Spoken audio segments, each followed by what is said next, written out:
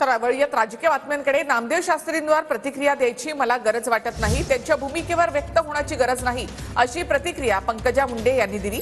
तर धनंजय मुंडेंच्या राजीनाम्याचा दबाव कुठे आहे, असा प्रतिसवाल पंकजा मुंडेंनी केलाय.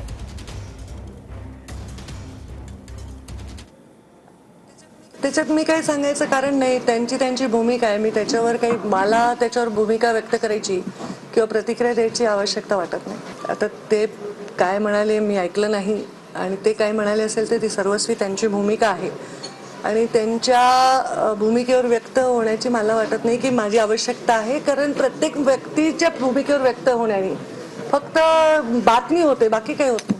धनंजय मुंडेंनी राजीनामा द्यावा म्हणून पूर्ण सगळीकडून जो आहे तो दबाव जो आहे तो वाढत चालला आहे.